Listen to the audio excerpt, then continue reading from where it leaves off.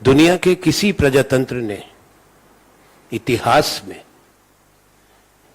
सैकड़ों वर्षों में अपनी संसद को नहीं बदला।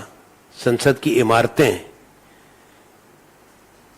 उसको जहां जरूरत पड़ी उसको उन्होंने उसकी मरम्मत करी, उसको बढ़ाया, उसको एक्सपैंड किया। चाहे इंग्लैंड ने किया, चाहे अमेरिका ने किया, चाहे फ्रांस ने किया, जर्मनी ने किया। पर प्रजातंत्र में जब से संसदीय प्रणाली ले आई है और जिन देशों में राष्ट्रपति प्रणाली भी है, वो अमेरिका और फ्रांस हैं, ऐसा काम नहीं हुआ। क्या सरकार जवाब दे सकती है? संवैधानिक रूप में उचित नहीं है कि राष्ट्रपति को इतने बड़े फैसले से बाहर रखा जाए। दुर्भाग्य की बात है कि पूर्व राष्ट्रपति रामनाथ कोविंद जी को वो सब अवसर नहीं मिला, सम्मान मिलना चाहिए। अब वो नींव पत्थर रखा गया, उसमें नहीं बुलाए, हालांकि रखना उनको चाहिए था। सरकार को सलाह दे रहे हैं कि संविधान क्या कहता है। अब सरकार से सुनना चाहते हैं कि वो संविधान को मानते हैं नहीं। जहां तक आपने बात करी सरकार की और पक्ष की, संसद जो है सरकार की नहीं है, भारत की है। आज देश की राष्ट्रपति को, महामहिम को ये सम्मान ना दिया जाना संवैधानिक रूप में उचित नहीं है।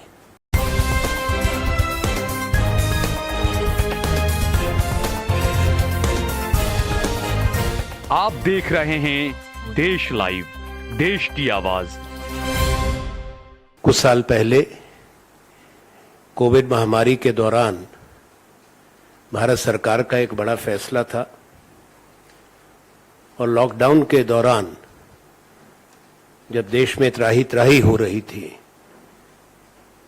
तो एक भव्य इमारत भारत की संसद की बनाने का निर्णय किया गया, जो संपन्न हो गया है।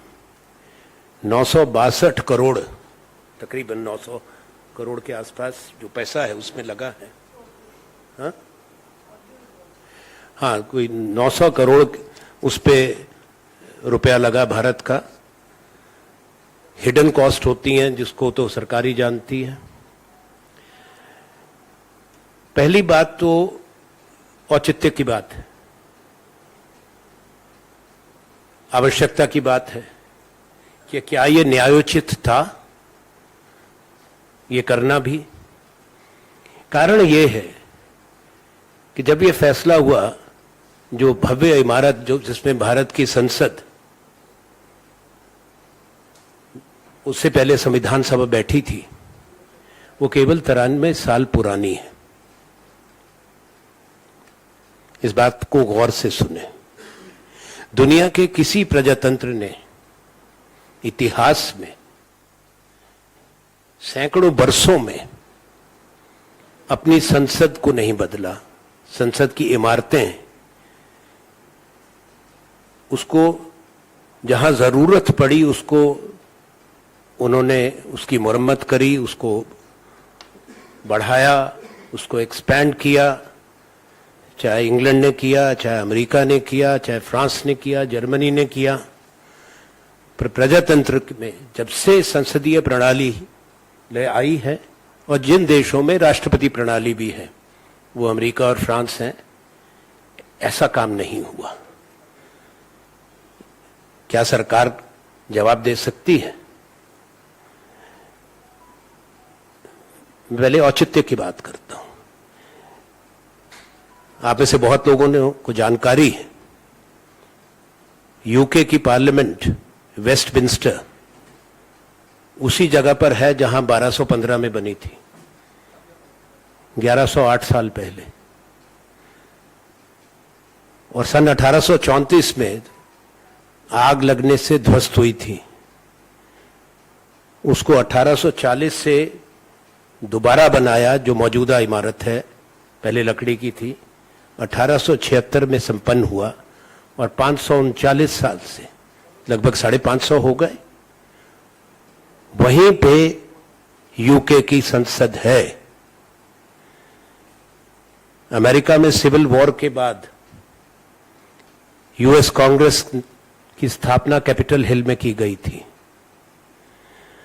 वो 1792 में हुई थी। 531 बरस हो गए। उन देशों के पास भी पैसा है, तकनीक है, उनकी भी ख्वाहिश है, पर वो महत्व समझते हैं स्थान का। फ्रांस, मुझे नहीं मालूम आप में से कितने लोगों ने ये सब स्थान देखे हैं। वहां की जो संसद है वो पैलेस बर्बन में है, 1728 से। सैकड़ों बरसों से, बहुत मिसालें मेरे पास और हैं। जर्मनी की है, हिटलर के समय में राइक्सटाग, जो बुंडेस्टाग है, जल गया था, जला दिया गया था। उसके बाद जर्मनी का बंटवारा हुआ था। द्वितीय विश्व युद्ध के बाद उनकी राजधानी बॉन चली गई थी, बर्लिन भी बंटवारे में गई थी। जब जर्मन रीयूनिफिकेशन हुआ, उसके बाद दोबारा बॉन से राजधानी वापस बर्लिन आई और पुरानी जो जगह थी उसी पे दोबारा, उसी स्थान पे, उन्हीं नक्शों पे उन्होंने दोबारा बनाई इमारत।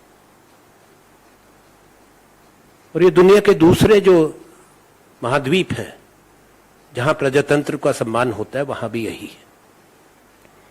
पर अब इमारत बन चुकी है। मैं ये भी यहां पे कहना चाहता हूं कि पहले भी जो बनी थी, हमारी तो इनके तुलना में बहुत कम आयु की है और बड़ी मजबूत इमारत, जिसको आप सबने देखा। उससे देश का एक संविधान ही नहीं है वहां बनाया गया, इतिहास जुड़ा है भारत की आजादी का। वो केवल एक इमारत नहीं है, भारत के लिए, भारत की जनता के लिए। अब ये कहना आसान है कि अंग्रेजों के वक्त की बनी थी। किसका पैसा था? भारत का। कहां के कारीगर थे? हिंदुस्तान के। कहां के मजदूर थे? हिंदुस्तान के। ये पत्थर जो रेड सैंडस्टोन है, कहां का था? हिंदुस्तान का। दिल्ली से 40 किलोमीटर दूर पे जो अरावली के पहाड़ है, वहां से पत्थर था। तो सरकार को ये बातें जो उठाई जा रही हैं आज, उसका जवाब तो देना पड़ेगा। दूसरा संवैधानिक प्रश्न है, क्या है भारत की संसद? भारत के संविधान के आर्टिकल 79 में स्पष्ट रूप से उल्लेखित है। मैंने कल इस पे टिप्पणी करी थी, आप में से कुछ ने देखा होगा। संसद भारत की, पार्लियामेंट, वो कौन बनाते हैं? राष्ट्रपति, काउंसिल ऑफ स्टेट्स राज्यसभा और लोकसभा, बस 3। भारत के महामहिम राष्ट्रपति, क्योंकि हमारा एक जो संविधान है और जो उसकी स्वरूप है, तो उसमें राज्यों का एक अपना अधिकार है। तो पहला सदन संसद का राज्यसभा है, इसमें राज्यों के चुने हुए प्रतिनिधि बैठते हैं, भारतीय गणतंत्र के। और दूसरा लोकसभा है। केवल भारत के राष्ट्रपति को यह अधिकार है कि संसद के सत्र को बुलाया जाए। वो आर्टिकल 85 में स्पष्ट रूप से उल्लेखित है। और आपको मालूम भी होगा, पर मैं कहना चाहता हूं, केवल महामहिम राष्ट्रपति भारत के सदन बुलाने का संवैधानिक अधिकार रखते हैं। और हर सदस्य को, चाहे वो लोकसभा का सदस्य है या राज्यसभा को, उसको लाल रंग का सम्मन मिलता है। सम्मन घोषणा नहीं होती, नोटिफिकेशन नहीं होती। हर मेंबर को, हर सदस्य को निजी रूप से राष्ट्रपति का सम्मन आता है कि इस तारीख से इस तारीख तक सत्र बुलाया गया। और केवल राष्ट्रपति को अधिकार है सत्र खत्म होने पे उसको प्रोरोग करने का, किसी और को नहीं। ना वो लोकसभा के अध्यक्ष करते हैं, वो एडजर्न करते हैं। राज्यसभा के चेयरमैन एडजर्न करते हैं। प्रोरोग करना, उसकी नोटिफिकेशन होती है गजट की, राष्ट्रपति। लोकसभा को भंग करना, चुनाव बुलाना, वो अधिकार केवल राष्ट्रपति का।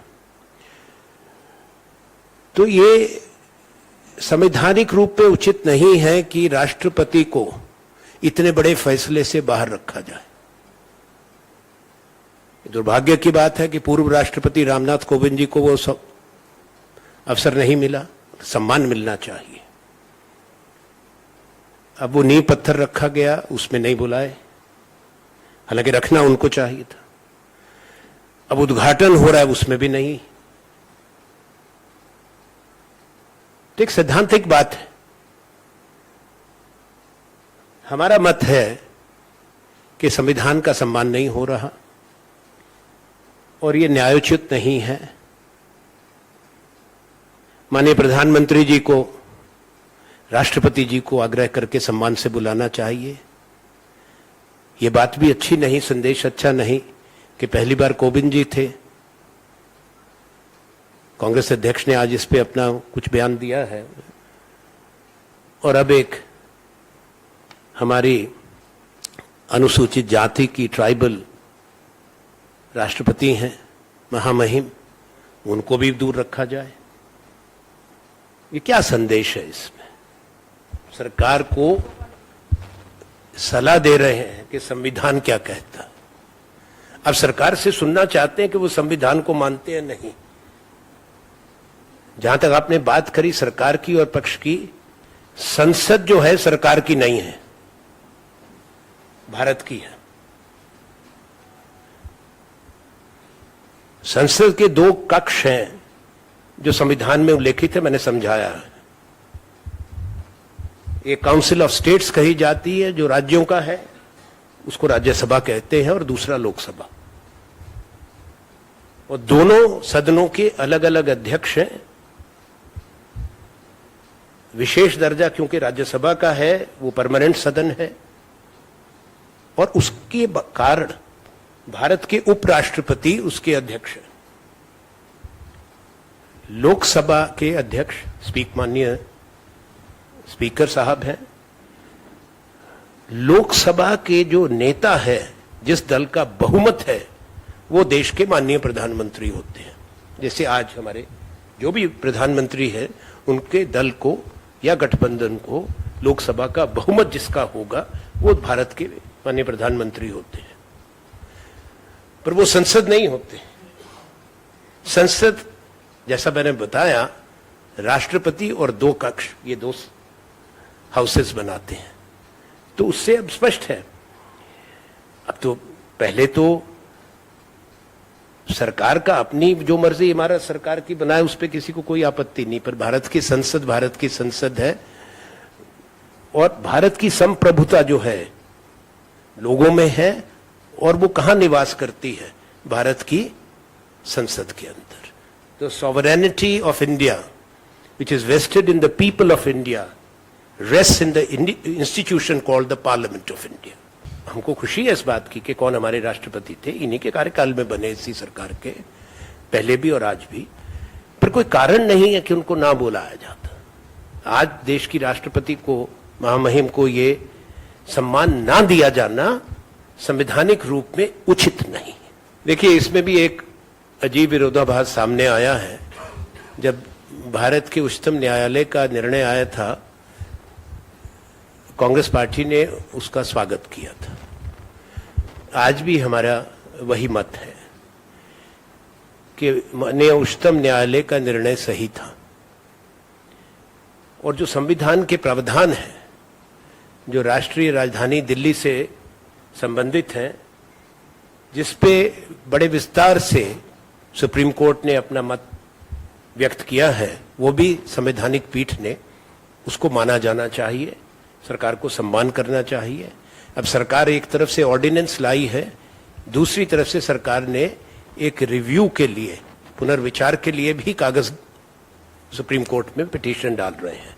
वो भी शायद पहली बार हो रहा है कि ऑर्डिनेंस भी आ रहा है और उसके साथ साथ रिव्यू पिटीशन भी हो रही है, क्योंकि अब ये विषय संवैधानिक पीठ उच्चतम न्यायालय सुप्रीम कोर्ट के पास है। सुप्रीम कोर्ट जो अपना उनका फैसला है उसको अगर चुनौती सरकार की है, उस पे सुप्रीम कोर्ट की संवैधानिक पीठ उस पे अपना मत देगी। भारत के प्रधानमंत्री को, जब जो भी भारत के प्रधानमंत्री हैं विदेश की धरती पर गए, उनका स्वागत हुआ है। माननीय प्रधानमंत्री विदेश के दौरे पर है, हिंदुस्तान के प्रधानमंत्री हैं, उनका स्वागत होना चाहिए। धन्यवाद।